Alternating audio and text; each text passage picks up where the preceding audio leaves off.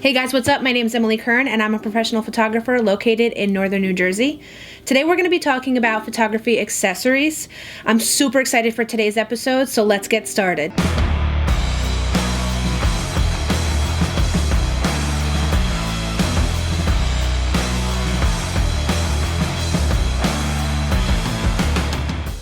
Alright, what's up and welcome to Shoot More, which is a brand new series on all things photography. Today I'm going to go over my top 10 photography must-haves. These are things that I bring with me every single day and I use them pretty much on every photo shoot, and I don't think I could run my photography business without them.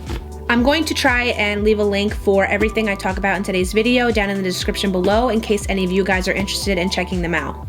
So even though some of the things I'm going to be talking about today live in my camera bag, this isn't technically a formal what's in my camera bag. I'm working on that video and it's going to be coming out a little bit later. And I'm also going to be trying to cover everything quickly today and going over it quickly because I don't want to have this video go on for like 30 minutes. So try to keep up. Also, side note, anything that I go over today that I use to film these videos with, I'll put some like B-roll video while I'm talking about it. Just because I'm not going to be able to show you during this actual video. Alright, first up on the list is the Aputure MC Light. Now, I know I'm a little late to the game with getting this light, and I know pretty much every other YouTuber has it. This thing is really, really cool. It's super tiny. It's magnetic on the back, so you can attach it to pretty much anything. And not only can you change the color temperature of the light, whether you want like a warm white or a daylight, like a super bright daylight, it also is multicolored, so you can choose any color that you want. And not only can you choose the brightness of it, but you can choose the saturation, which is also really cool, and I feel like most lights don't have that feature. You can choose like the color and you can choose the intensity of how bright you want it, but I feel like the saturation, like how intense you want the color or how like subtle you want the color, is like super unique. So this thing is pretty snazzy. I just got it like a month ago, so I haven't even had it for that long, and like I said, I'm late to the game because pretty much every other YouTuber has this light, and I'm actually using it right now. That's what I use to accent the background with the old cameras on the shelf. It's this blue light right here. That's the Aputure light. It's super tiny, and I have it on blue because blue's my favorite color. But yeah, it's really cool, and there's a little LCD screen on the side, so it'll tell you the battery, it'll tell you any of the other like settings for the menu, and it's got a little dial that you can change everything with, plus you can control it with an app on your phone, which is also really, really cool. Plus, not only can you change like the color setting and things like that, but you can set it so that it can like flash, it can fade, it can do all kinds of stuff. I just think it's really neat, and I like it to use it as like an accent color in the background of these videos, but I can also use it if I'm filming something at night or if I'm like vlogging in my car and it's late. It brightens everything up. It gets super, super bright, and the charge actually lasts a pretty long time because it takes me forever to film these videos, and it's on the whole time and it never dies. So, and I believe it's USB-C to charge it. I could be wrong. I'll correct it in the video once I'm editing this, but yeah, it's a tiny little light. It's not super expensive. It comes in under $100 at around $90, and I think I got it on Amazon, but I could be mistaken, but you can pretty much get it anywhere. It's just a really nice little light. You know, if you don't have a ring light with you, or if you don't have a soft box with you or anything like that, it really, like in a pinch, it works out really well. Plus it comes with a little like silicone, like rubber diffuser that you can put over it, which again is also really nice. But it's just something that I use pretty much every time now, and even if I'm doing like a photo shoot and I want some like cool accent color in the background again, I'll just use that. Super tiny, doesn't take up a lot of room, and it just, I shove it in my camera backpack all the time. Next up, we have this Peak Design camera strap, and I have a couple of Peak Design products and another one actually that I'll talk about a little later in this video, but this strap is really nice. For the longest time I didn't use a camera strap, which is very irresponsible as a photographer, especially me because I feel like I'm dropping things constantly. So I splurged a little bit and got this camera strap. Like I said, it's Peak Design. I also like these metal tabs right here because that is what locks into place, like how long or short you want it. So you can either make it like really short or you can make it really long. I just think it's really, really snazzy. And this one is the Slide, I believe. There's this one, which is a little bit thicker, and then they have the smaller one, which is the Slide Light. And it comes in different colors. You can get black. I went with the gray because I kind of like the brown like leather and then like the blue stitching and whatnot. The other really cool thing about it is Peak Design's anchors. So these little tabs that are dangling on my camera, they live on my camera 24/7. I never take them off and they're super strong. But basically all you do is you put this little tiny circle in the strap and pull and it locks right in, and then you just push down and it slides right out. So it's super quick if you have to take the camera off the strap or if you want to put it on. But yeah, it's really quick and easy, plus it's very strong, and honestly it's just really satisfying. And it's kind of like a fidget toy. I play with it like all the time. They have like camera straps. They have the clutch, like, which is like the hand strap. They have the sling, which can like go on like the side. But yeah, it's really comfortable. It's like padded in the back here, plus it's got like rubber grippies, so it's not like sliding all over the place and, you know, your camera's going crazy. But yeah, I love this strap. It's the only strap I use now. This strap is around $65, I believe, which I know some of you may say that's kind of pricey for a camera strap. But honestly, when you're trusting this strap to hold your like $2,000 camera, $65 doesn't really seem like a whole lot. But it's really good quality. Like I said, I have a couple of Peak Design products that just really stand out, and this is something that I use pretty much every single photo session. All right, the third thing on the list is another Peak Design product. This is the Peak Design Tech Pouch, and as you can see, this thing is literally stuffed to the gills. This I either throw in my camera backpack or like my tech backpack, whether I'm going to work or going to like a photo session. This thing is so snazzy. I got this like a year or two ago. It's got a pocket on the outside. It even has like little anchor ports here that you can like hook onto like a bag if you have a Peak Design bag. And it's got like handles all over it, even though this is like really tight, it's kind of hard. But if this is in my backpack, I can just quick grab it and pull it out. And for how small this thing is, it packs so much stuff. Like I said, you can see this thing is literally filled, and it's kind of opens and it's like an origami style. I'm gonna try and not have everything fall out completely, but you can see this thing is literally stuffed. I bring this with me everywhere, and I do have some photography things in here. Like I have some microfiber lenses and stuff. I have like some connectors in here. I think I have like a USB stick, whatever. But this, all in all, is just like a catch-all for all of my tech stuff, my little tech stuff. I have like an Anchor power station, power port PD with like power deliver and everything. I actually have it taped over the light because whenever I go away, I use this to charge stuff, and I like my room to be absolutely pitch black, so I taped over the little light to indicate that it is on and working. I have like a backup Anchor battery. Yeah, just little cables in here and whatnot. This is like a little SD card reader and whatnot. Just also miscellaneous cables. I also have a, what is this called? Like a fire stick in here. I literally have the whole like fire stick that I take with me if I ever go, like if I travel and I'm in a hotel and I want to watch some stuff, I pop that on the TV. I'm not gonna go over this completely because like I said, I'll do a later video where it's like a what's in my tech pouch, but this is something that I take with me all the time. Whether I'm missing a dongle, a cable, an adapter, a battery, charger, anything like that, it lives within this little pouch. And like I said, this thing is packed. It is stuffed. I don't think I could fit anything else in it. The seams are screaming, but this thing has been packed for a while and it has not broken. So I think that's really snazzy. This pouch comes in at around $60 and it comes in multiple colors. I just went with the classic black because I think it's really snazzy. I like, you know, murdered out black things, matte black. They also have a wash pouch, which is like a toiletry bag, but it is literally the same exact thing with like a couple of differences on the inside. But I kid you not, I should have brought it to show you. It looks exactly like this, and I got it in black as well, so sometimes it's really confusing if I go to grab my tech pouch for a cable and my toothbrushes in it or deodorant.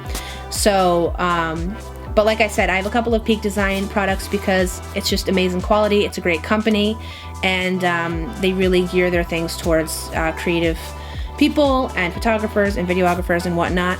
So I love this tech pouch. I bring it everywhere with me, and it's just something else that I use every day, and it's a must-have.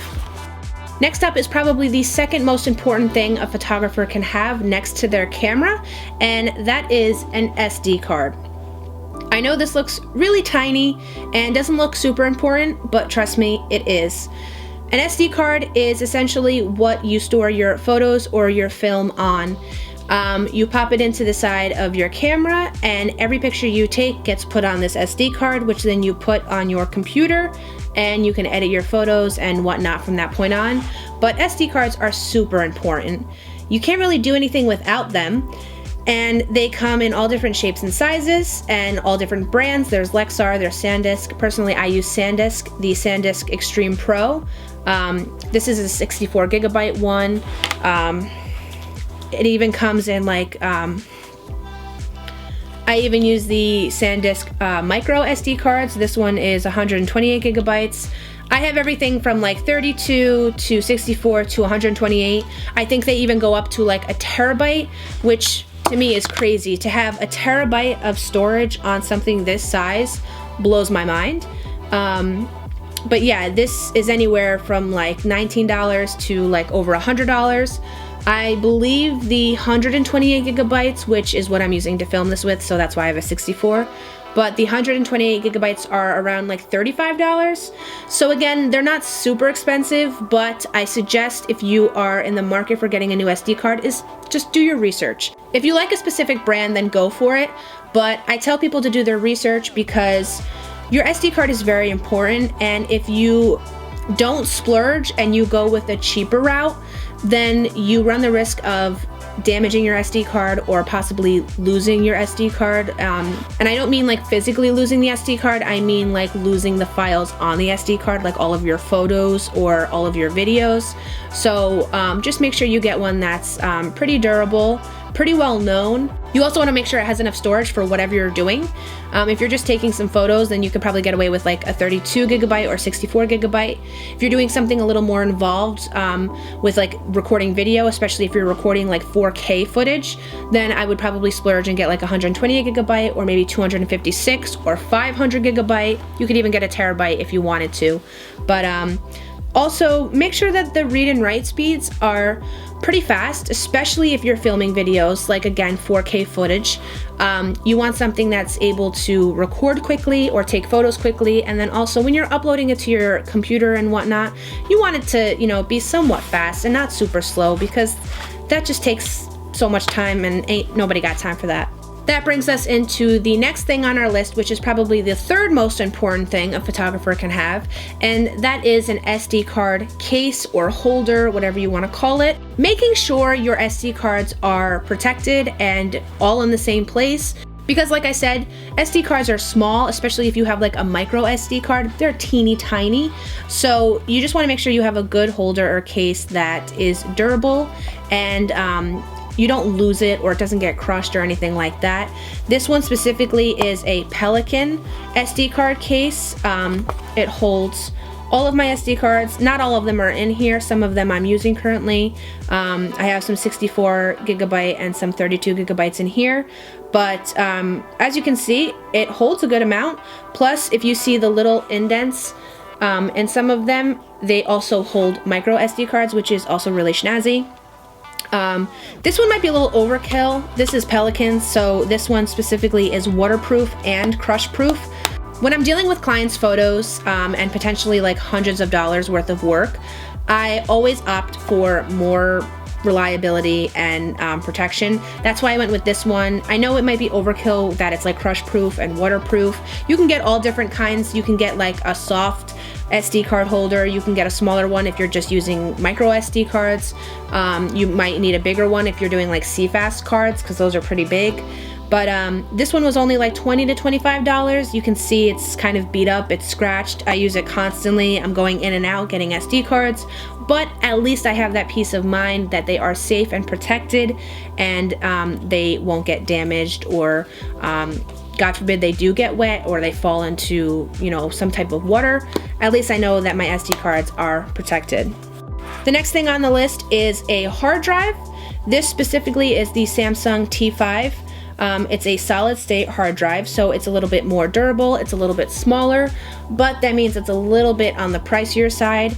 This one was around $230, I believe. But yeah, there are so many different kinds out there. There is Toshiba, there's Samsung, there is Seagate. I can't even think of all of the different hard drives that there are out there. Western Digital, I'm a huge fan of Western Digital. My giant hard drive at home, that one is a Western Digital. That's like almost 20 terabytes, I think. This one is 2 terabytes. This one's perfect for on the go. Like I said, it's smaller, it's more durable because it's a solid state, so I don't have to worry about anything being damaged. This I throw into my camera backpack or my tech backpack. After a photo shoot or after I'm done filming something, I will hook this up to my computer and dump all of the material onto this so I have it backed up. Plus, it keeps me a little bit more organized and it frees up space on my computer as well. But like I said, I never leave home without this. I use it constantly. It is a lifesaver. And it's also USB-C, which is really snazzy because then I don't need any kind of dongle to connect it to my computer. Speaking of dongles, the wonderful world of dongles. You hate them, but you can't live without them. This is the next thing on my photography must-have list. This is a Satechi dongle for my computer. It's a little bit smaller, it's metal, it doesn't have like a wire, it's just one that you plug in directly to your computer. This one only has 2 USB type A ports, a micro SD card slot and a regular SD card slot, plus a pass-through USB-C charger. I also like it because it is space gray, so it matches my computer. I got this at Micro Center. It was about $40, I believe. This is the main one I carry around. I know most people have like 500 dongles. I try not to carry too many with me because it gets too crazy. But I know they have some that have like 8 ports. They have HDMI ports. They have Cat 5 ports, things like that.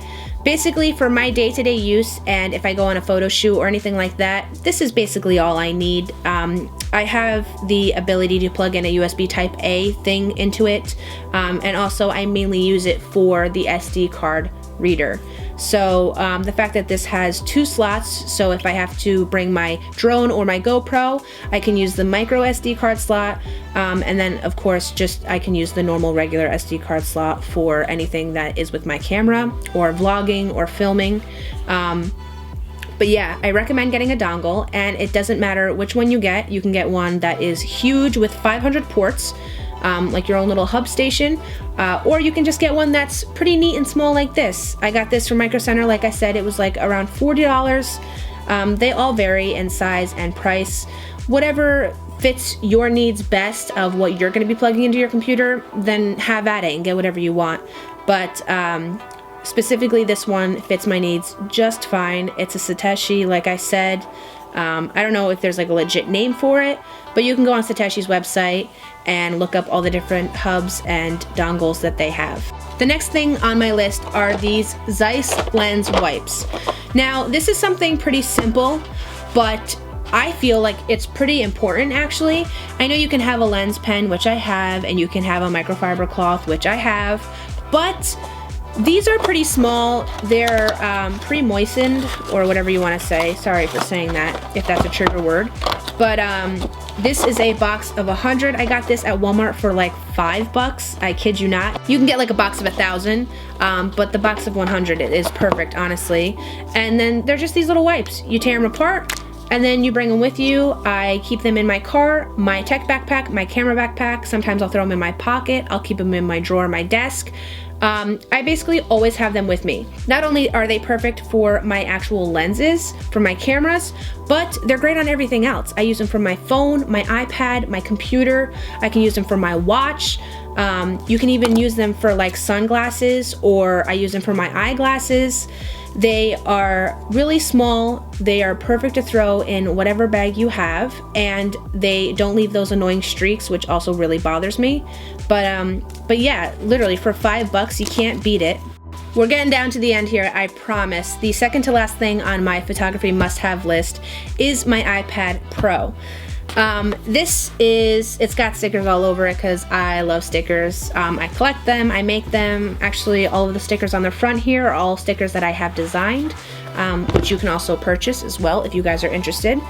But I know I have a MacBook Pro that I use. It's my main workhorse. I got it not too long ago.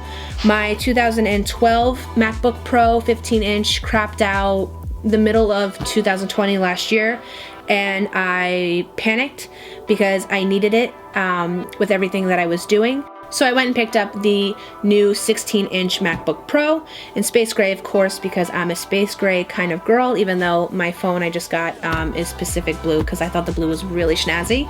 I mainly use my 16-inch MacBook Pro for any major work that I'm doing, whether it's editing videos or editing photos or anything having to do with work with designing websites. But there are some times that I just don't feel like lugging around a 16-inch computer. It's pretty big, and when I'm running out the door to go to a meeting or something like that where I don't need my big laptop, this is absolutely perfect. This is the 256 gigabyte 11-inch iPad Pro. I love this thing. I had like the first iPad that came out, and I thought that was amazing, and it was for that time, but this is incredible. This is literally like having a mini computer with you. I bought this a little over a year ago, and I absolutely love it. It's just big enough. I know the other iPad Pro is like huge. That's way too big for me, but this is like a really decent size. Plus I paired it with this Logitech keyboard case, so it's just magnetic. It clicks on like that, and I can type, do anything like that. Plus I also paired it with the second generation Apple Pencil, which is also really snazzy because it's magnetic and charges with the iPad. So this is just really nice to have. The iPad was around $1,000. The Logitech keyboard case was $130, and then the second generation Apple Pencil was $130 as well. So this comes in at a little over $1,200. Plus this is just really snazzy to have if I am in a pinch or on vacation or in a meeting or anything like that, and I just don't feel like lugging my big MacBook Pro. This is the next best thing. I feel like this is the world's longest video, but hopefully I can condense it down and it's not too bad. Finally, we've made it to the end. This is the last thing on my photography must-have list, and it is a battery. I'm not talking about a AA battery or a 9-volt battery. I'm talking about a portable charging battery. This thing is a lifesaver. I cannot stress this enough to pick one of these up. This specifically is the Anker PowerCore Metro. It is 20,000 milliamps. And it has the 2 ports for charging, so you can charge 2 things at once. And it has the little LED indicator here to let you know that it's charged. Plus, I like this like fabric feel. I have a couple of these Anker batteries, not this one. I have different sizes. Like I showed you in the tech pouch, I had a 10,000 milliamp one in there. And when I say a couple, I mean a lot. But Anker is another really great company. I have a couple of their cables, I have a couple of their chargers, I have some wireless chargers, things like that. It's just a really good company. They make really good batteries. This one is 20,000 milliamps, which is pretty big, but the size of this is not that big for how much power this has, which is really nice because when you have more milliamps, then you tend to get more bulky and bigger and heavier. This is pretty small for its power, so that's really nice. I keep this either in my camera backpack or my tech backpack, and I charge either my phone, my iPad, my GoPro, anything basically that has a USB port. I charge it with this. This comes in at around $50, I believe, and you can get it at like Best Buy, Target, Amazon. You can get it directly from Anchor, anything like that. And again, if you don't want a 20,000 milliamp, you can get one that's as like small as like 4,000 milliamps or 6,000. Sometimes you don't need a whole lot of power, but of course I like to be extra and always have more power just in case. But you can never go wrong with having a portable charger. If you're somewhere that you don't have access to an outlet or anything, these really come in handy. I've even brought these to like concerts. You know, you're at a concert all day, far away from your house, and you're not necessarily by an outlet because you're either waiting outside to get into the concert, or once you're in the concert, generally you're not going to be near an outlet. These come in handy. I am telling you, they have been a lifesaver. Well, I guess that's it for my top 10 photography must-haves. I know there are plenty of other things that I use on a daily basis to run my photography business, but the things I talked about today were some of the most important ones that I use. And a couple of those I really can't live without, to be honest with you. It just makes my life so much easier, and I don't know what I would do without them. Thank you so much for watching. Don't forget to like, comment, and subscribe, and hit the notification bell to be alerted whenever we post new videos. You can also give us a follow on Instagram, and you can check out our website. I'm going to post those links and links to everything I talked about in today's video down in the description below, so you guys can check that stuff out as well. And last but certainly not least, don't forget to get out there and shoot more.